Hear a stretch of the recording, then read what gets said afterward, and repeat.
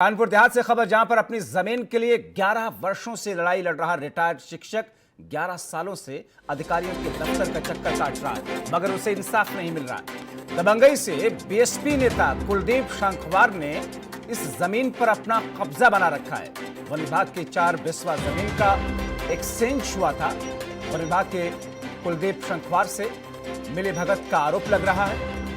घाटमपुर विधानसभा से उपचुनाव में कुलदीप शेखावर प्रत्याशी बनाए गए हैं। डीएम से लेकर के सीएम तक गुहार लगा चुका है ये पीड़ित। 11 वर्षों से इंसाफ की लड़ाई लड़ रहा है, मगर सुनवाई कहीं भी नहीं हो रही है।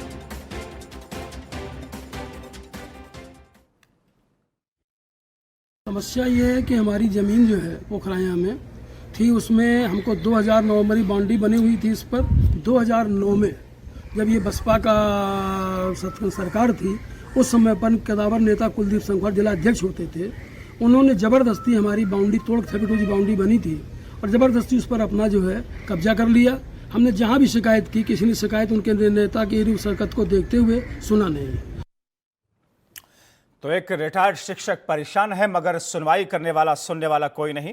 अधिकारियों से लेकर के मुख्यमंत्री तक के चौखट पर गुहार लगा चुका है। हमारे साथ हमारे सहयोगी सुमित गुप्ता फोन लाइन के जरिए जुड़े हुए हैं। सुमित, 11 वर्ष हो गए एक शख्स को, एक पार्टी से जुड़ा हुआ एक नेता किसी की जमीन को कब्जा कर रखा है, इंसाफ कहीं नहीं मिल रहा, कोई अधिकारी सुनने को तैयार नहीं, ऐसा क्यों?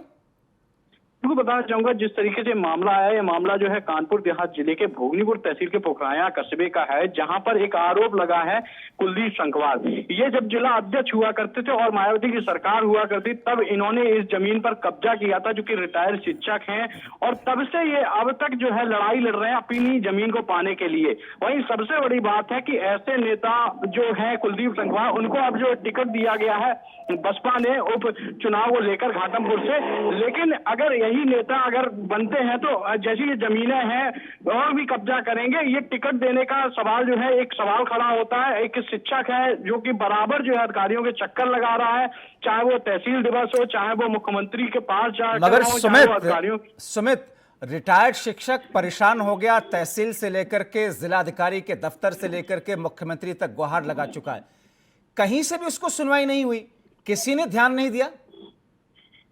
बिल्कुल सबसे बड़ी बात है, क्योंकि जिस तरीके से मुख्यमंत्री एक्शन में नजर आ रहे हैं, चाहे वो कितने बड़े भू माफियाओं के ऊपर एक्शन कर रहे हैं, जमीनें गिराई जा रही हैं। अब इस शिक्षक को शायद उम्मीद है मीडिया से और मुख्यमंत्री से, इसीलिए शायद उसने मीडिया के आकर जो कहा है कि शायद अब हमारी आप मदद करिए और हमारी जमीन है जिसको कब्जा किए हुए हैं, उनके मेरी जमीन को कब्जे से हटाइए, क्योंकि हमने जो है जिंदगी की कमाई जो है पूरी इस जमीन पे लगाई है और अब वो जमीन हमको चाहिए, क्योंकि हमने जितने भी बच्चे पढ़ाए वो कहीं ना कहीं अधिकारी भी बने हैं, कहीं ना कहीं वो जो लेवल है उनका वो बिजनेसमैन है। लेकिन सवाल यही है कि बीते 11 वर्ष हो गए, मगर अभी तक ऐसा हुआ नहीं। बहुत शुक्रिया सुमित गुप्ता इन तमाम जानकारी के लिए।